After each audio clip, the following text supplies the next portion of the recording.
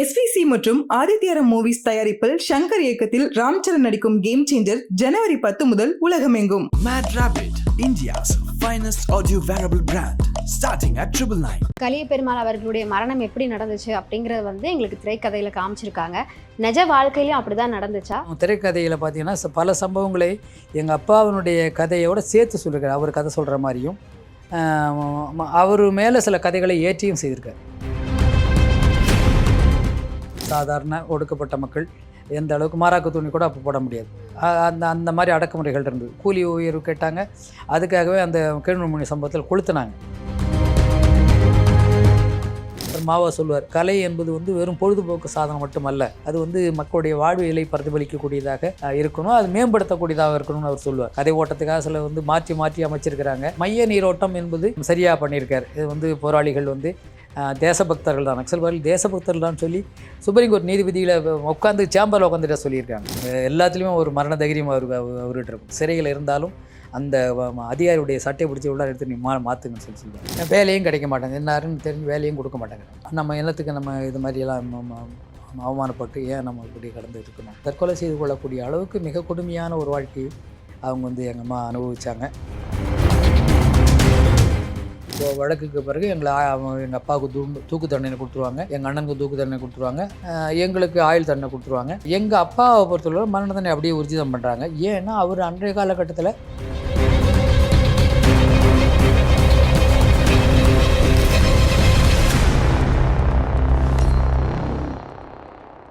நாங்கள் திரைப்படம் பார்க்கும்போது கலிய பெருமாள் அவர்களுடைய மரணம் எப்படி நடந்துச்சு அப்படிங்கிறது எங்களுக்கு திரைக்கதையில் காமிச்சிருக்காங்க. நிஜ வாழ்க்கையிலும் அப்படிதான் நடந்துச்சா? சினிமாவில் நடந்த மாதிரி இல்லைம்மா. அது அவருக்கு மரண தண்டனை கொடுக்குறாங்க, பட் மன்னிப்பு கேட்காமலே அவர் அந்த மாதிரி மக்கள் துணையோடு மரணத்தை வந்தார்னு அதான் புத்தகத்தில் பதிவு பண்ணியிருக்கோம். அந்த அடிப்படையில் மாநில அரசாங்கமே விடுதலை செய்யுது. இது எதை திரைக்கதையில் பார்த்தீங்கன்னா பல சம்பவங்களை எங்கள் அப்பாவினுடைய கதையோடு சேர்த்து சொல்லியிருக்காரு. அவர் கதை சொல்கிற மாதிரியும் அவர் மேலே சில கதைகளை ஏற்றியும் செய்திருக்கார். பல விஷயங்களை அதை பதிவு பண்ணியிருக்கார். திரைப்படங்களில் பார்த்தீங்கன்னு சொன்னாக்க தஞ்சையில் அந்த சாதாரண ஒடுக்கப்பட்ட மக்கள் எந்த அளவுக்கு மாறாக்கு துணி கூட அப்போ போட முடியாது. அந்த மாதிரி அடக்குமுறைகள் இருந்தது. கூலி உயர்வு கேட்டாங்க, அதுக்காகவே அந்த கீழ்மணி சம்பவத்தில் கொளுத்துனாங்க. அதெல்லாம் அந்த காட்சியில் பதிவில் வருது. அது சினிமா ஒட்டின விஷயங்கள் அதுக்காக சொல்கிறேன்.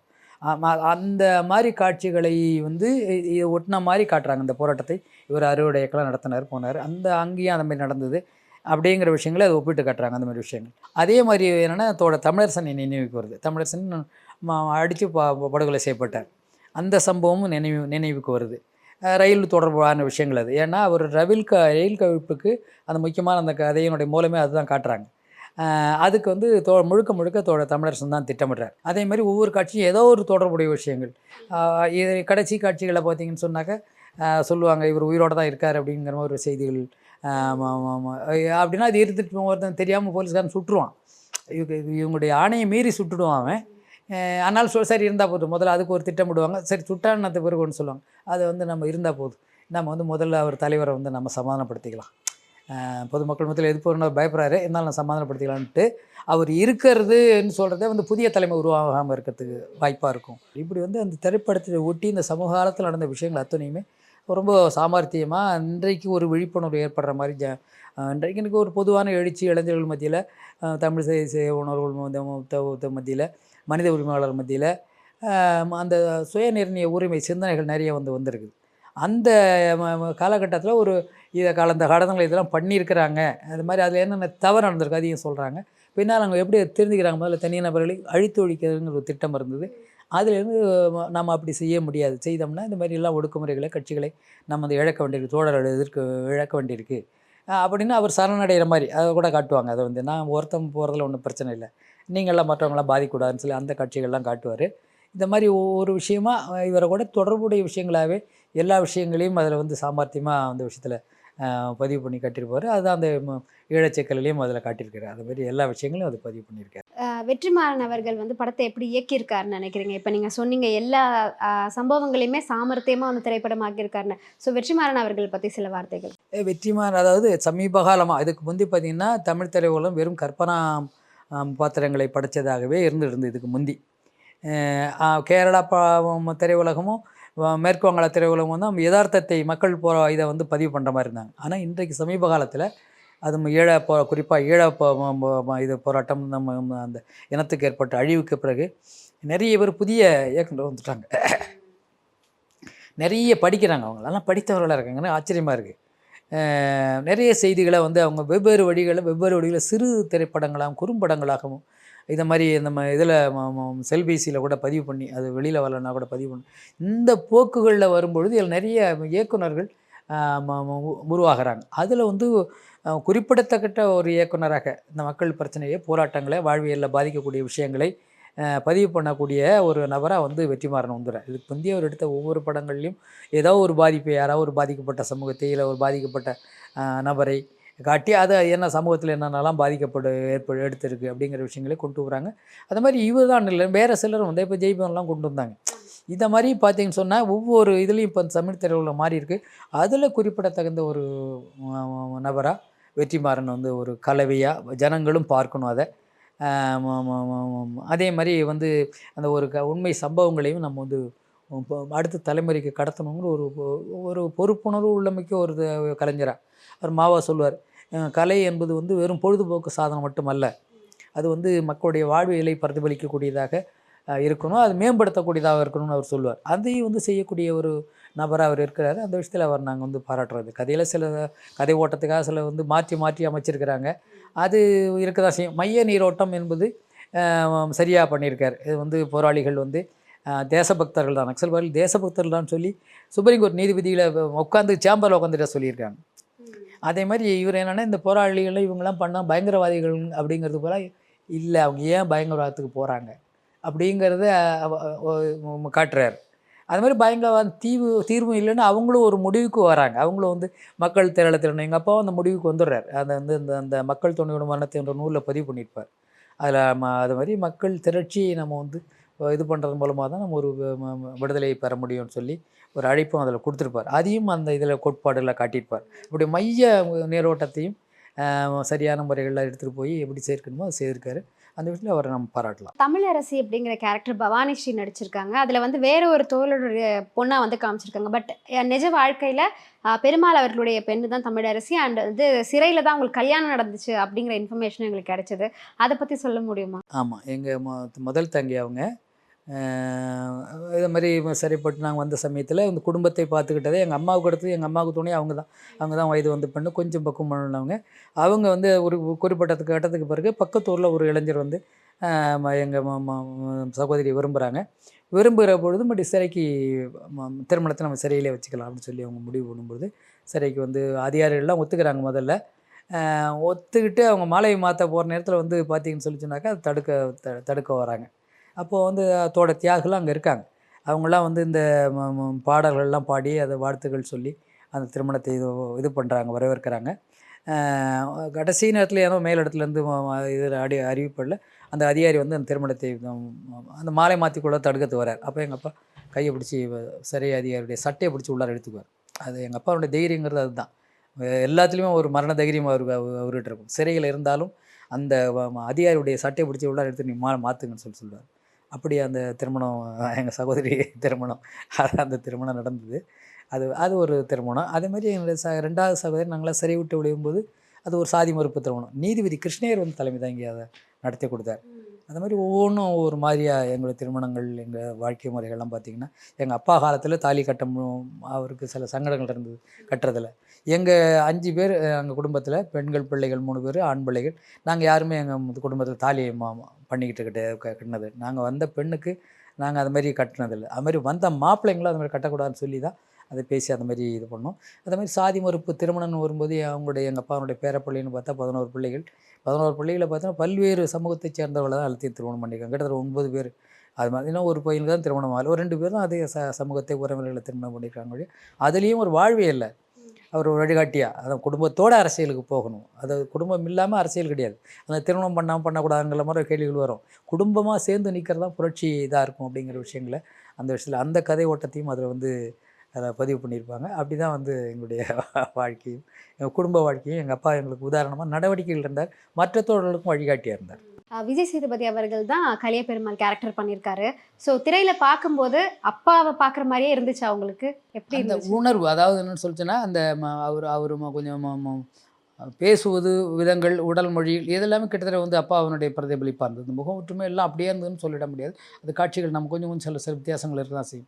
ஆனால் அதை புரிந்து கொண்டு அந்த இதுக்கு தகுந்த மாதிரி கேரக்டருக்கு தகுந்த மாதிரி அது விஜய் சேதுபதி அதான் அந்த நடிகர்களில் பார்த்தீங்கன்னா பொதுவாக வந்து சிவாஜி கணேசன், அதுக்கு பிறகு அவன் பார்த்தீங்கன்னாக்கா அவர் கமலஹாசன். இப்போ இன்றைய காலகட்டத்தில் அந்த ஒரு நடிப்பை வெளிப்படுத்துகிற முறைகளில் பார்த்தீங்கன்னா மிக புதுசாக வந்தவர்களில் ஒரு நல்ல ஒரு திறமையான ஒரு கலைஞர் அவர் சூரியும் தன்னுடைய பாத்திரத்தில் அவரும் நல்லா முதல் பாகத்தில் மிக சிறப்பாக பண்ணியிருப்பார். இதுலேயும் அந்த காவல்துறை நான் மன அழுத்தத்தோடு அது தெரியாமல் செய்த ஒரு விஷயங்கள் நான் இவ்வளோ சிக்கல் இருக்குங்கிறத அழகாக வெளிப்படுத்துவார். கொஞ்சம் காட்சிகளில் அவருக்கு அந்த பங்கு இருந்தாலும் முதல்ல இதில் நிறைய பங்களிப்பு இருந்தது.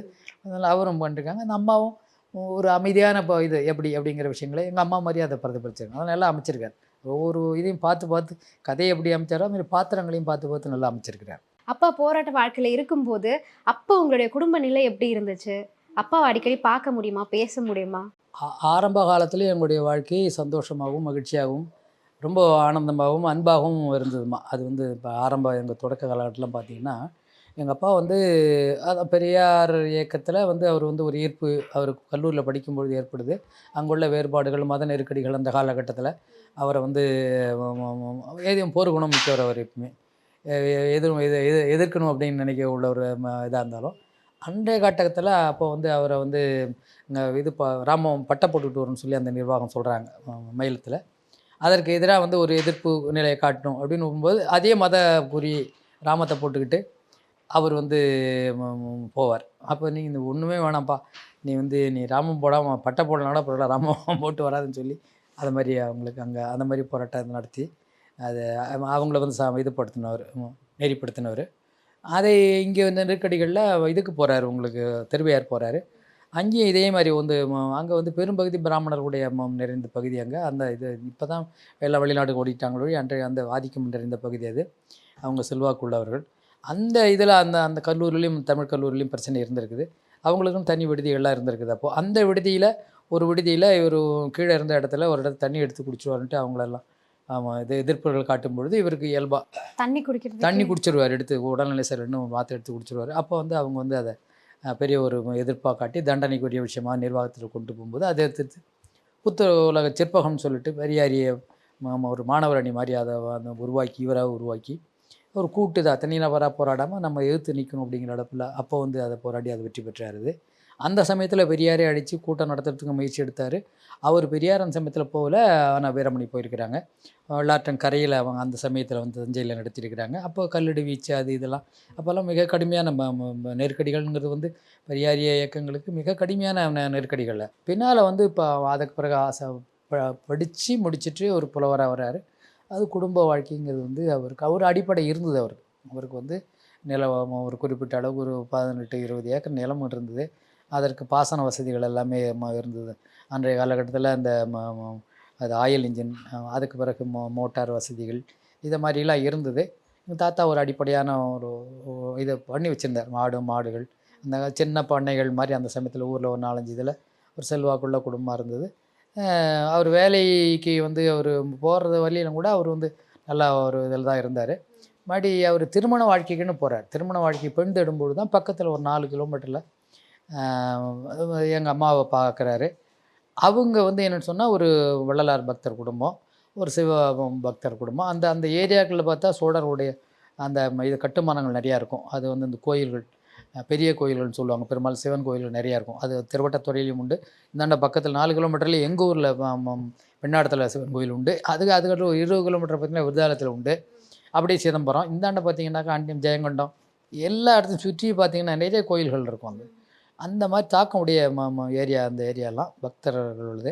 அவர்களுக்கு சேவை செய்யணுங்கிற அடிப்படையில் எங்கள் தாத்தாலாம் எங்கள் அம்மாவை அவங்களும் ஒரு அடிப்படை வசதி இருந்தாலும் அந்த காலத்துலேயே பெண் கல்விங்கிறத வந்து எங்கள் பெரியம்மாவுக்கும் அவங்களுக்கும் வந்து வண்டி 20 கிலோமீட்டர் அதெல்லாம் வந்து மாட்டு வண்டியில் போய் அவங்களாம் படிச்சிருக்கிறாங்க. விருதாயுதத்தில் படிச்சிருக்கிறாங்க. எத்தனை வருஷத்துக்கு முன்னாடி இருக்கும் இது? இதெல்லாம் அந்த 45-46க்கு முன்னால் அந்த காலகட்டங்கள் அதெல்லாம் அதை மாதிரி அவங்க வந்து ஒரு நல்லா பாடுவாங்க. அவங்க எங்கள் அம்மா வந்து பாரதியார், பாரதிதாசன் பாடல்கள், எங்கள் பெரியம்மாவும் சேர்ந்து பாடுவாங்க. அது வந்து தேவாரம், திருவாசகம், தேவாரத்துக்கு உருவாதவர்கள் யார் உண்டுன்னு சொல்லுவாங்க. அந்த மாதிரி வந்து 2 பேருமே இனிமையாக பாடக்கூடிய அளவுக்கு ஆற்றல் உடையவங்க அவங்க. அந்த மாதிரி அவங்களும் ஒரு அடிப்படை கல்வியை அன்றைய காலகட்டத்தில் கட்டிருந்தாங்க. அவங்கள பெண்கள் இழுக்கிறதுக்கு போகும்போது பெண்ணுக்கு பிடிச்சிடுது. அப்போ சாதாரண முறையில் இது பண்ணும்போது இவங்களுக்கும் பிடிச்சிடுது 2 பேருக்கும். ஆனால் திருமணம்னு வரும்போது சில சிக்கல்கள் அவங்களுக்குள்ளே வருது. சம்பிரதாய திருமணமாக செய்யணும்னு எங்கள் அம்மா தரப்பில் அவங்க சொல்கிறாங்க, தாலி கட்டி திருமணம் பண்ணணும்னு சொல்லி. எங்கள் அப்பா அந்த பகுத்தறிவு இதில் சிந்தனையில் வளர்ந்தவருங்கிறதால அவர் என்ன செய்கிறாருன்னு சொல்லி சொன்னாக்க, நான் தாலி கட்டுறது வந்து ஒரு பெண்களை அடிமைப்படுத்துகிற மாதிரி, நான் அதை மாதிரி செய்ய மாட்டேன் அப்படின்னு சொல்லி அவர் மறுக்கிறாரு. அப்போ வந்து அவங்க நிபந்தனை விதிச்சுறாங்க, மட்டும் வேலைக்கு போகணும், இன்னொன்று வந்து தாலியை ஏதோ கட்டினா தான் பெண்ணை கொடுப்பண்ணுடுறாங்க அவங்க. அந்த காலகட்டத்தில் எங்கள் பெரியம்மா எங்கள் அம்மாவுக்கு மூத்தவங்க ஆனந்தநாயகன் சொல்லி எங்களை கூட 10 வருஷம் 12 வருஷம் சிறையில் இருந்தவங்க. அவங்க யாரை திருமணம் பண்ணாங்கன்னா, ஒரு சப் ரிஜிஸ்ட்ராராக அவர் பணியாற்றினவர் விஸ்வநாதன் சொல்லி ஒரு பேர். ஆண்டிமடம், ஜெயங்கொண்டம் 2 தொகுதியில் 52 57 எம்எல்ஏவாக இருந்தவர். ராஜாஜி கொண்டு வந்த கொலைக்கல்வி திட்டத்தை அவர் தான் சட்டமன்றத்திலையும் முறியடிக்கிறார். கிருஷ்ணயரால் முடியாத தீர்மானத்தை வந்து ராஜாஜி முறியடிச்சிருவார். இவர் கொண்டு வந்த தீர்மானத்தில் இவர் வெற்றி பெற்றுருவார். பின்னால் காமராஜர் ஆட்சிக்கு அவர் தான் ஒரு 3 மாதத்தில் ராஜினாமா பண்ணுற அளவுக்கு போயிடுவார். அவங்களுடைய மனைவி அவர் இருப்பார். அப்போ அந்த பெண் கொடுத்து அவங்களுக்கு ஒரு தாக்கம் இருக்குல்ல, அவங்க வந்து தனக்கு ஒரு அந்த பெண்ணுக்கு தன்னுடைய குழந்தையாளுக்கு திருமணம் நடக்கும்போது எங்கள் பெரியப்பாவுடைய தலையீடு இருந்தது. அவருக்கு உறவுன்னு வரும்பொழுது அந்த காலத்தில் பார்த்தீங்கன்னா பெரும்புலவர் பொன்னம்பாலனார் சொல்லியிருந்தார் ஒருத்தர். அவரும் பொன்பருப்பி பக்கத்தில் கிராமங்களை சேர்ந்தவர். அவர் மிக செல்வாக்கு பெற்ற ஒரு அவரும் குடும்பம். அவங்க பெண்ணுக்கு இங்கே சென்னையிலே இருக்காங்க. அந்த காலத்தெல்லாம் பார்த்திங்கன்னா மிக வீரியமாக திராவிட கழக செயல்பாடுகளும் இருக்கும். அவங்க பொண்ணுக்கு தனித்தமிழ்நாடுன்னு பேர் வச்சார். இப்போல்லாம் அவர் மடி இதில் தலையிட்டு அவர் தலைமையில் தான் திருமணம் நடைபெறுது.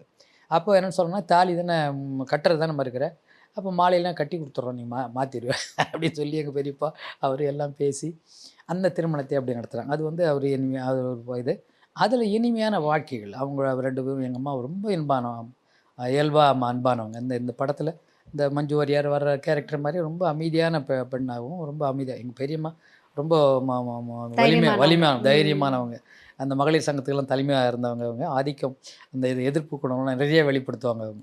எங்கள் அம்மாவுக்கு எல்லாரும் கூட ஒத்து போகிற தன்மை உடையவங்க, அது மாதிரி உடையவங்க. இளமை காலங்கள் எங்களுக்கு வந்து அப்போ ஆசிரியராகவும் பொன்பரப்பியில் அவர் சேர்றார். பொன்பரப்பியில் தான் முதல்ல சேர்றது. அந்த இடத்துல தான் தோழர் தமிழரசன் படுகொலை செய்யப்படுறார். அவங்க அம்மா பிறந்த ஊர் அது. அங்கே ஆசிரியராக இருக்கும்போது சில சிக்கல்களை அவர் சந்திக்கிறார். எங்கள் அப்பா கூட சக ஆசிரியர் ஒருத்தர் வந்து ஜெயபால்னு அவர் பேர், ஆசிரியராக சேர்ந்துருவார். அவர் வந்து சேர்ந்த பிறகு தான் அவர் வந்து ஒரு ஒடுக்கப்பட்ட சமூகத்தை சேர்ந்த ஒரு தலித்தோடன்னு சொல்லி தெரிஞ்சு அவர் வந்து அந்த வீட்டை காலி பண்ண சொல்கிறாங்க.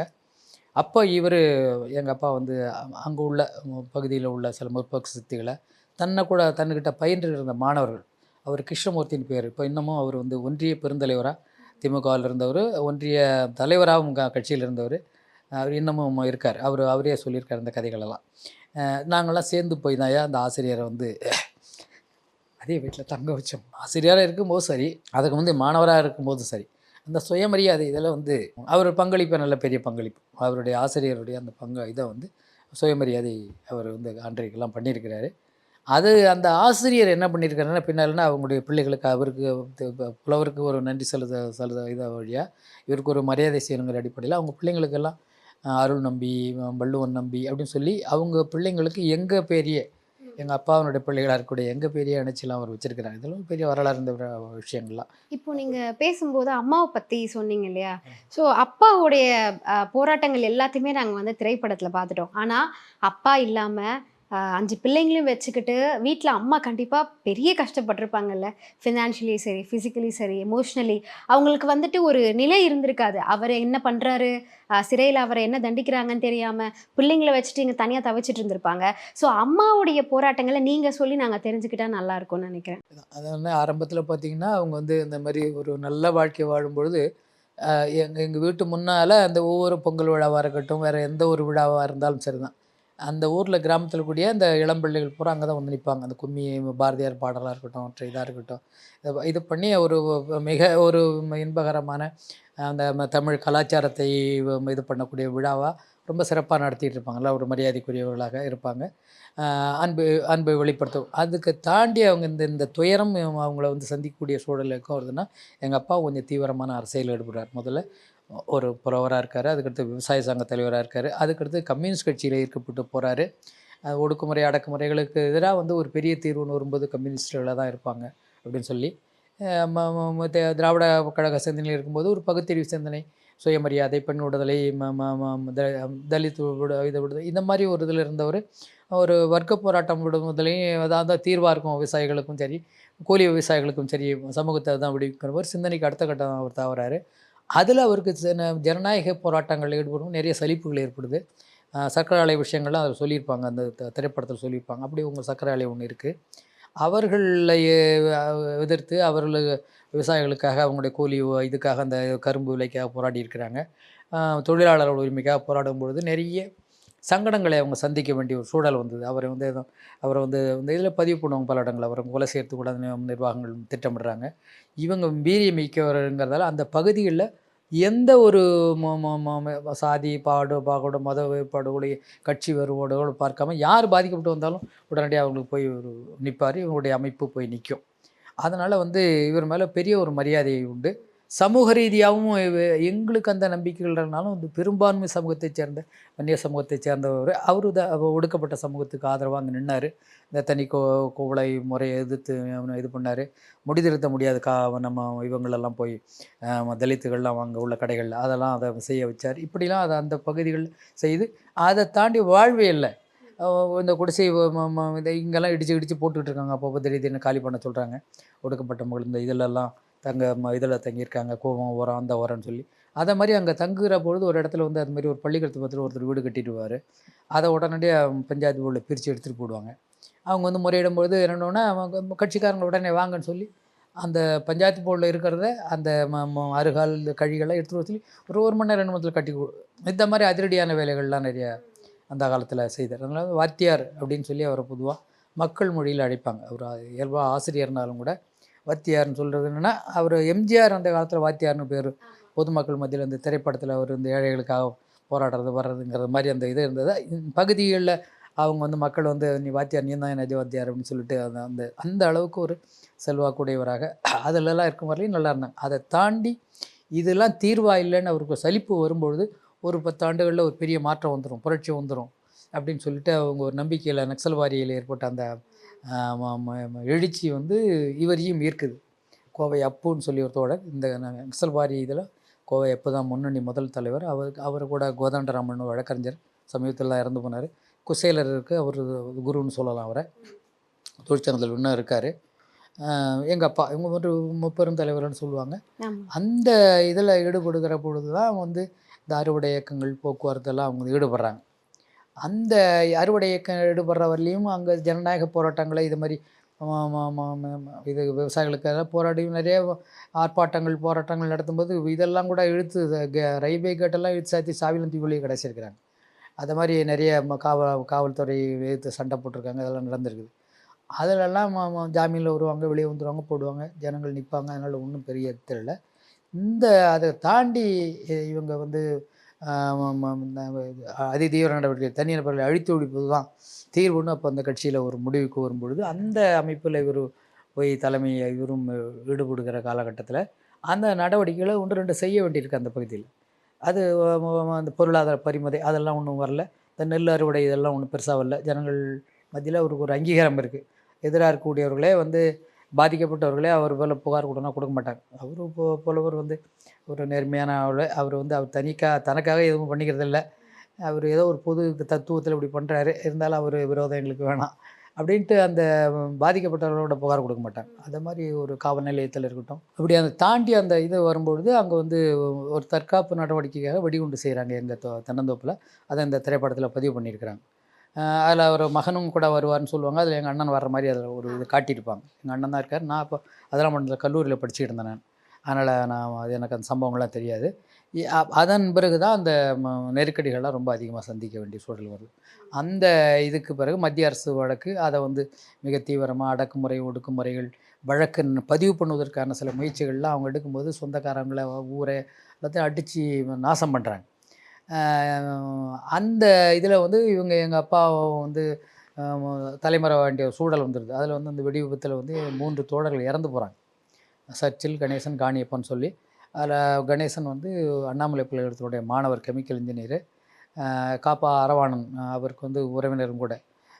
அது மாதிரி அந்த விபத்தில் வந்து அப்பா தப்பிச்சிடுறாங்க. அவங்க வந்து கொஞ்சம் தூரமாக நிற்கிறதால ஒரு பக்கம். அந்த இதுக்கு பிறகு எங்கள் அம்மாவுக்குமான துயரங்கிறதுங்கிறது அங்கே தான் ஆரம்பிக்குது.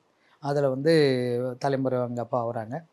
தலைமறை ஆகிற கட்டத்தில் வழக்கு பதிவு பண்ணுவதற்கு பக்கத்தில் நெருக்கடி யாரும் கொடுக்க மாட்டேங்கிறாங்க. இப்படி பக்கத்தில் ஒரு நீண்ட ஒரு காலத்தில் காவலுக்குள்ள சின்ன சின்ன வழக்கு இருந்த ஒருத்தர் வந்து அதில் வந்து வாக்குமூலம் வாங்கி அதை பதிவு பண்ணிடுறாங்க. பின்னால் வந்து அவர் அடுத்த கட்டம் என்ன பண்ணுறாங்கனாக்கா, அவர் முதல்ல வழக்கு பதிவு பண்ண யோசனை பண்ணுறார். நான் பக்கத்து ஊருக்காரன், இது மாதிரி எங்கள் சமூகத்தை சேர்ந்தவர், நான் ஒரு பகைச்சிட்டு வாழ முடியாதுன்னு சொன்னாலும் கூட நெருக்கடி, காவல் நெருக்கடி தாங்க முடியாமல் அவர் வழக்கு பதிவு கொடுத்துட்றாரு. அவர் அழிச்சிட்டு காவல்துறை ஒவ்வொரு கிராமமாக இவங்களை தேடுதல் வேட்டையில் இது மாதிரி கட்சிக்காரங்களை தேடுறது, புலவர் தேடுறதுங்கிற அடிப்படையில் சுற்றும்பொழுது நிறைய பேர் அங்கே உள்ள கொஞ்சம் அடிப்படை வசதி உடைய வேலையில் உள்ளவங்க, கொஞ்சம் நில உடைமை உள்ளவங்க, இவங்கள்ட்டலாம் வந்து காவல்துறையும் சரி, இவரும் சரி, அவங்கள போய் பிடிக்க போகும்போது அவங்க ஏதோ காசு கொடுத்து தப்பிச்சு வெளியே வர்றது, எங்களுக்கு தொடர்புலன்ட்டு வெளியே வருவாங்க. அதை அவர் அதுக்கு ஒரு செய்ய ஆரம்பிச்சிட்டார். அப்போது அது ஒரு பெரிய தொல்லையாக அவங்க அந்த பகுதியில் நினச்சிட்டு அவங்க என்ன பண்ணுவாங்கனாக்கா, என்ன இவ்வளோதெல்லாம் பண்ணுறாங்க, இந்த ஆளை போட்டு தள்ளுறதுக்கு மாட்டேங்கிறாங்களேன்னு சொல்லும்பொழுது, அதை அந்த சமயத்தில் கட்சியில் தமிழரசனும் இன்னொரு தோழரும் இணைஞ்சு அவரை வந்து கொலை வழக்கு அவர் இது பண்ணிவிடுவாங்க. அவரை காப்பாற்றிருக்கலாம், ஆனால் வந்து விட்டுட்டாங்க. இப்போ இந்த ரயில் விபத்தில் நடந்த மாதிரிலாம் இந்த மாதிரி விட்டுறது, நிர்வாகத்தில் விட்ட மாதிரி அப்பயும் அவர் விட்டுறாங்க. அந்த வழக்கில் தான் எங்களெல்லாம் பொய் வழக்கில் தூக்கி போடுறாங்க. பொய் வழக்கில் என் குடும்பத்தை சேர்ந்தவங்கள, நான், எங்கள் அண்ணன் வள்ளுவன், எங்கள் சித்தப்பா மாசிலாமணி, எங்கள் பங்காளிங்க 2 பேர், ஆறுமுகம், ராஜமாணிக்கம், அதே மாதிரி எங்கள் பெரியம்மா, ஏற்கனவே சொல்லியிருக்கேன், அவங்களையும் இதில் தூக்கி போடுவாங்க. அவங்கள ஏன் இதில் போடுறாங்கன்னு சொன்னால், எங்கள் அப்பா தலைமுறை ஆகிடுறாரு, இந்த குண்டு வெடிப்புக்கு பிறகு தலைமுறைறாரு. எங்கள் அம்மாவில் வழக்கு, அறுவடை வழக்குகள் போடுறாங்க. அவங்க கைது செய்யப்பட்டு அவங்க ஜாமீனில் வந்து வெளியில் கடலூரில் இருக்கிறாங்க. அப்போ தான் அவங்க அதிகமான இது அவங்களுக்கு நெருக்கடிகள் வருது. எங்கள் அம்மாவுக்கு பொறுத்தவரை சாப்பாட்டு கூட அவங்களுக்கு வந்து எங்கள் மாமா, எங்கள் அப்பா, தாத்தாலாம் சில உதவிகள் பண்ணிக்கிட்டு இருந்தாங்க. ஏன்னா எங்கள் வயல்களில் எதுவுமே பயிர் பண்ண முடியாமல் காவல்துறை தடுத்துடுறாங்க. அது ஒரு 3-4 வருஷம் பண்ணிவிடுவாங்க. அதாவது விளைஞ்சது அப்படியே நெல்லாக அப்படியே விளைஞ்சிடும், கரும்பாக அப்படி இருந்தது, அப்படியே ஒரு 4-5 வருஷம் அழிஞ்சு போய் கிடந்தது. அதை மாதிரி நெருக்கடிகள். அப்போது உணவு, மற்றபடி காவல்துறை நெருக்கடி, செலவு, இதுக்கெல்லாம் பிரச்சனை விடும்போது உறவினர் முதல்ல 1-2 உதவி பண்ணாங்க. அந்த உறவினர்களையும் அதிகமாக அவங்க அடிக்க உதைக்க செய்ய ஆரம்பித்தோடனே அவங்க நிற்க ஆரம்பிச்சிடுறாங்க. அப்போ எங்கள் தாத்தா மட்டும் பெண்ணாச்சு அப்படிங்கிற அடிப்படையில் ஏதோ கொஞ்சம் அரிசி கொண்டு கொடுத்து கஞ்சி காய்ச்சி ஏதோ உயிரை வச்சுக்கிங்க பார்த்துக்கணும் கொஞ்ச நாள்னு சொல்லிட்டு கொடுத்துட்டு வந்திருக்காங்க. அப்போது எங்கள் தங்கைகளில் வந்து ஒரு கட்டத்தில் பார்த்தீங்கன்னு சொன்னாக்க, எங்கள் பெரியம்மா கூட இருக்காங்க இந்த நெருக்கடியெல்லாம் உள்ள சமயத்தில்.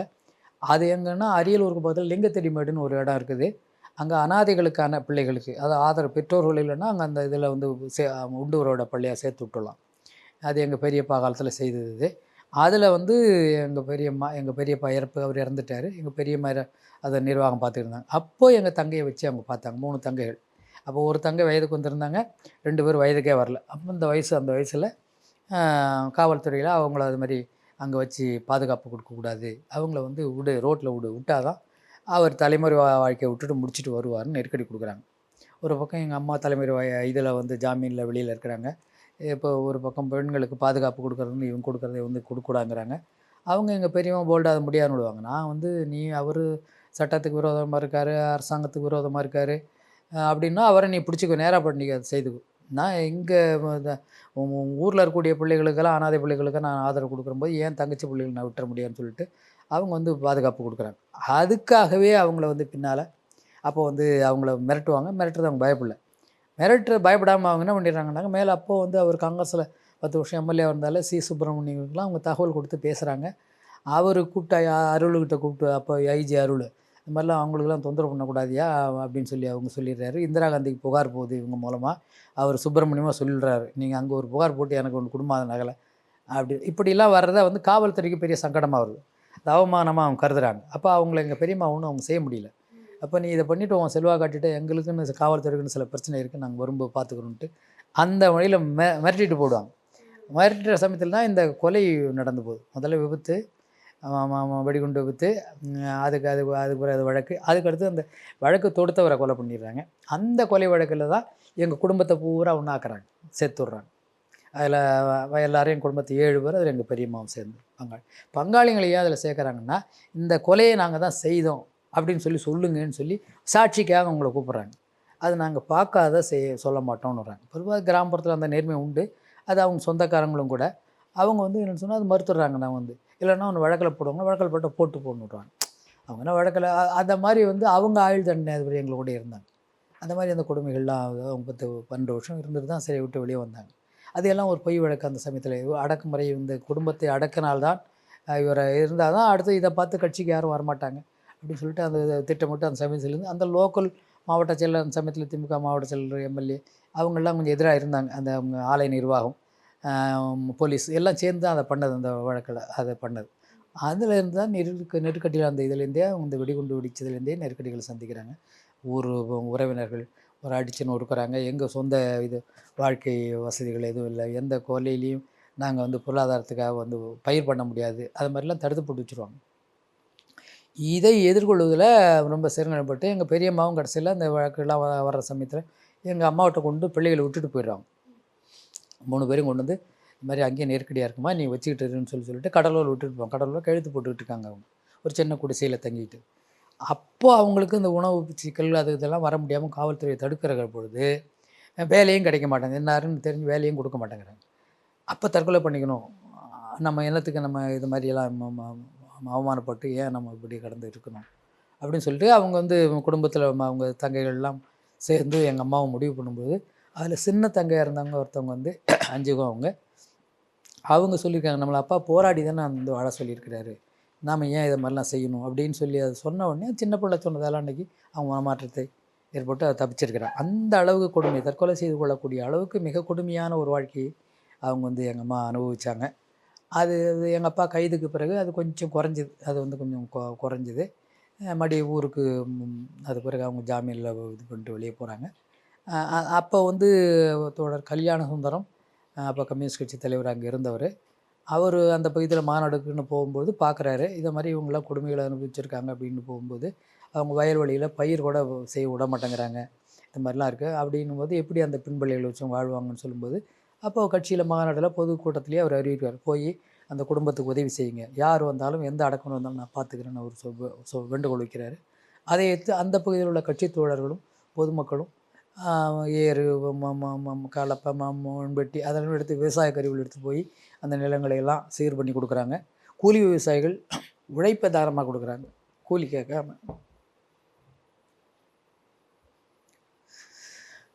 அந்த அளவுக்கு கொடுமையிலேருந்து அந்த இடத்துல மீடுறாங்க. அந்த மாதிரி ஆதரவும் கிடைக்குது. இந்த மாதிரி விஷயங்களில் அது ஒரு பெரிய எங்களுக்கெல்லாம் எவ்வளோ பாதிக்கப்பட்டாலும் யாராவது ஒருத்தன் கை கொடுக்குறதுங்கிற ஒரு கட்டத்தில் நெருக்கடிகளில் வரும்போது அது மாதிரி ஒரு பெரிய ஆதரவாகவும் கௌரவமாகவும் நாங்களாக இன்றளவும் பார்க்குறோம். ஒரு தலித் இவங்க கூலி விவசாயம் செய்யக்கூடியவர்கள் அன்றாடையும் கூலிக்கு போனால் தான் அப்படிங்கிற அளவில் உள்ளவங்களும் அவங்களும் இந்த அறுவடை இயக்கத்தில் எங்கள் அப்பா கூட சேர்ந்து பண்ணவங்க, அதனால் அது தெரியும் அவங்களுக்கு. அந்த மாதிரி அந்த ஒரு ஆதரவு வரும்பொழுது சேர்ந்து பண்ணாங்க. அப்போ அதுக்கு பிறகு தான் அவங்க கொஞ்சம் அதுலேருந்து வராங்க. அதுலேருந்து அவங்க அந்த பொருளாதார போராட்டங்கள், அதை அந்த நிலத்தை சீர்வு செய்வதிலேருந்து, ஏன்னா ஒன்றுமே இல்லை, பொருளாதாரம் இழந்த ஒவ்வொரு அதற்கு உழைக்க வேண்டியது, கொஞ்சம் ஆரம்பத்தில் கொஞ்சம் உதவி பண்ணுவாங்க, மற்றபடி இவங்களை தான் போராட வேண்டியிருக்கும். அந்த பொருளாதார போராட்டங்கள், அவங்க குழந்தைங்களை அதுக்கு அடுத்து படிக்க வைக்கணும்னா அதில் சிக்கல்கள், அது மாதிரி எங்களை ஆளுக்கு ஒரு சரியில்லை. எங்களை அது மாதிரி என்னென்னா அந்த வழக்குக்கு பிறகு எங்களை எங்கள் அப்பாவுக்கு தூக்கு தண்டனை கொடுத்துருவாங்க, எங்கள் அண்ணனுக்கு தூக்கு தண்டனை கொடுத்துருவாங்க, எங்களுக்கு ஆயுள் தண்டனை கொடுத்துருவாங்க. எங்கள் அண்ணனை ஹைகோர்ட்டில் ஆயுள் தண்டனை ஆக்கிடுவாங்க. அவர் என்டி வானவாமலி தான் அதை வழக்காடினார். கம்யூனிஸ்ட் கட்சியை தான் பொறுப்படுத்தி செஞ்சு இப்போ சங்கர் சோப் மாதிரி அன்றைக்கு அவர் தான் ஏழைகளுக்காக வழக்கு நடத்தக்கூடியவர். எங்கள் அப்பாவை பொறுத்தவரை மரண தண்டனை அப்படியே ஊர்ஜிதம் பண்ணுறாங்க. ஏன்னா அவர் அன்றைய காலகட்டத்தில் கம்யூனிஸ்ட் கட்சி அந்த கட்சி நம்ம வழக்காடக்கூடாது, இது பூஷ்வாவுக்கான நீதிமன்றம், பணக்காரர்களுக்கு மட்டும்தான் அது நீதியை வழக்கும். பிரிட்டிஷ்காரனுக்கும் இந்தியாவில் உள்ள இவங்களுக்கும் போராட்டம் ஏதாவது சிக்கல்னு சொன்னால் பிரிட்டிஷ்காரன் அவனுக்கு சாதகமாக தான் அன்றைக்கி நீதி வழங்கணும். அதே மாதிரி இன்றைக்கி நீதி வழங்குறதுன்னு பார்த்தீங்கன்னு சொன்னால் ஒரு பெரிய பணக்காரனுக்கும் சாதாரண ஒரு ஏழைக்கும் எதாவது பிரச்சனை வந்ததுன்னா யார் பணம் கொடுக்குறானோ அவனுக்கு தான் அது காவல்துறை நிற்குது, நீதிமன்றத்துலேயும் அப்படி தான் ஜெயிக்குது. அந்த மாதிரி போக்குள்ள இதில் போய் நீதியை நம்ம கேட்கக்கூடாது அப்படின்னு இன்னைக்கு கட்சியில் முடிவு பண்ணியிருந்தாங்க. அந்த கொள்கை பிரகாரம் நான் வழக்காட மாட்டேன், நான் வந்து உழைக்கும் மக்கள் விடுதலைக்காக போராடக்கூடியவன், போராளி. அப்படி இருக்கும்போது நான் இந்த அரசியல் அமைப்பில் உள்ள இந்த இதை நான் வந்து ஏற்றுக்கொண்டு நீதிமன்றத்தை வந்து வழக்காட மாட்டேன்னு வருத்துடுவார். அப்போ அதனால் அவர் மரண தண்டனை கொடுத்தது அப்படியே இருக்குது, உர்ஜிதமாக நிற்குது. அப்போ கருணை மனு கொடுத்தா தான் அவர் காப்பாற்ற முடியுங்கிற ஒரு சூழல் வருது. அப்போ வந்து கருணை மனு கேட்குறாங்க, போய் அது முடியாதுன்னு விடுறார். நான் ஒரு கொள்கையை சித்தாந்தத்தை முன் வச்சு நான் போராடி ஒரு போராளியாக வந்திருக்கிறேன். என்னுடைய அந்த மனு கருணை மனுங்கிறது வந்து என் சித்தாந்தத்தை விட்டு கொடுக்குற மாதிரி போயிடும், அதனால் நான் முன்ன மன்னிப்பு கேட்க மாட்டேன்னு உறுதியாக இருந்துருவார் அந்த விஷயங்களில். அதன் பிறகு தான் வந்து அதை வந்து அப்படியே விட்டுடக்கூடாது அப்படின்னு சொல்லிட்டு எங்கள் அம்மாவும் எல்லா இடங்களுக்கும் எல்லா தலைவர்களையும் அன்றைக்கி போய் இப்போ எப்படி அற்புதமாமல் எப்படி என்ன கஷ்டப்பட்டாங்களோ அதுக்கு முன்னுதாரணம் அவங்க தான். அந்த மாதிரி எல்லா தலைவர்களையும் பார்க்குறது, மக்களை பார்க்குறது, இப்படிலாம் பார்த்து பேசும்பொழுது அப்போ அந்த மனித உரிமையாளர்களும் கட்சி தலைவர்களும் அதுக்கு ஆதரவாக நின்னாங்க. அதாவது தோழர் கல்யாணம் தான் நின்னார். அவர் இங்கே முன்னாள் மேயர் வந்து கிருஷ்ணமூர்த்தின்னு சொல்லுவோம், அவர் போன்றவர்கள் மற்றபடி பத்திரிகையாளர்கள் சிலர் எல்லாரும் சேர்ந்து அதுக்கு எதிரான இயக்கத்தை நடத்துகிறாங்க, மரண தண்டனைக்கு எதிரான இயக்கங்கள் நடத்துகிறாங்க. நடத்தி விவி கிரியை சந்திக்கிறாங்க. விவி கிரிகிட்ட போய் அவங்க முறையிடுறாங்க, இது வந்து நீங்கள் அன்றைக்கி வந்து சுதந்திரத்துக்கு போராடினீங்க பிரிட்டிஷ்காரன்ட்டு, இன்றைக்கி இவங்க வந்து பொருளாதார விடுதலை இங்கே இல்லைன்னு போராடுறாங்க. அதில் சில பிழைகள் நடக்கலாம், சில வந்து அவங்க தத்துவங்கள் அடிப்படையில் செயல் நடைமுறைகளில் வேறுபாடு இருக்கலாம் மொழியை அவங்கள வந்து கொலை செய்யக்கூடிய அளவுக்கு நம்ம வந்து நீங்கள் போயிடக்கூடாது தூக்கு தண்டனையில். அவர் மன்னிப்பு கேட்கலங்கிறதுக்கோசரம் நம்ம சம்பிரதாய நடவடிக்கைகளை ஏற்றுக்கலங்கிறதுக்கோசரம் அதை நம்ம விட்டுறக்கூடாது, அவரை எப்படியா நீங்கள் காப்பாற்றணும், அதுவும் உங்களுக்கு அதிக பொறுப்பு இருக்குதுன்னு சொல்லி அவர்கிட்ட பேசுகிறாங்க. அப்போ நான் என்ன செய்ய முடியுமா, சட்ட நடைமுறைகள்னு சில விதிகள் இருக்குது, அதை மன்னிப்பு கேட்டால் தானே நான் கொடுக்க முடியும் அப்படிங்கும்போது, இல்லை நீங்கள் தான் அதிகாரத்தில் இருக்கீங்க, நீங்கள் தான் அதுக்கு வழியை சொல்லணும் அப்படின்னு சொல்லி அவர்கிட்ட பேசும்போது அவர் ஒரு வழியை சொல்கிறார். சரி, மக்கள் செல்வாக்கு இருக்குங்கிறீங்க, மக்களுக்கு பாடுபட்டவருங்கிறீங்க, மக்கள்கிட்ட கையெழுத்து இயக்கம் வாங்கி அனுப்புங்க, நான் இறக்கிறேன்னு சொல்கிறாரு. ஒரு மொழியை கொடுத்துட்றாரு அவர். அப்போ வந்து 1,00,000 பேர் கழுத்து போட்டு அனுப்புகிறாங்க. ரொம்ப நன்றி ஐயா, நிறைய விஷயங்கள் சொன்னீங்க, எல்லாம் இன்ஸ்பைரிங்காக இருந்துச்சு. கண்டிப்பாக நாங்கள் வந்து இது என்னன்னைக்குமே மறக்க மாட்டோம். அதுவும் இப்போ இருக்க இந்த ஜென்ரேஷனுக்கு கண்டிப்பாக இந்த படம் ஒரு மிகப்பெரிய இன்ஸ்பிரேஷன் அமையும் அப்படின்னு நான் நினைக்கிறேன். ரொம்ப நன்றி. ஒரு பக்கம் நம்ம மாதிரி இருக்கக்கூடியவர்கள் வரவேற்கிறது ஒன்று, இன்னொரு பக்கம் பார்த்தீங்கன்னா அவன் எதிர்க்கிறது ஒன்று. இதை தாண்டி விஜய் சேதுபதிகள்னு சில ரசிகர்கள் இருக்கிறாங்க, வெற்றிமாறன் இப்படி எடுத்தால் இப்படி தான் இருக்கும்னு நினைக்கக்கூடிய ஒரு வட்டம் இருக்குது. எல்லாமே சேர்ந்து அவரும் பொதுமக்கள், கட்சி சாராத பொதுமக்கள் பார்க்கணுன்னா கூட ஒரு இது திரைப்படம்னு சொன்னால் அதுக்குள்ள விறுவிறுப்போட நல்லா பதிவு பண்ண, வெறும் பொழுதுபோக்கு படமாக எல்லாம் மட்டும் சமயத்தில் பார்க்கக்கூடிய அளவுக்கு நல்லா பண்ணியிருக்காரு, ஒரு கருத்தோட்டமாக பாராட்டணும். SVC மற்றும் ஆதித்யாரம் மூவிஸ் தயாரிப்பில் சங்கர் இயக்கத்தில் ராம்சரண் நடிக்கும் கேம் சேஞ்சர் ஜனவரி 10 முதல் உலகமெங்கும். Mad Rabbit, India's finest audio wearable brand, starting at 999.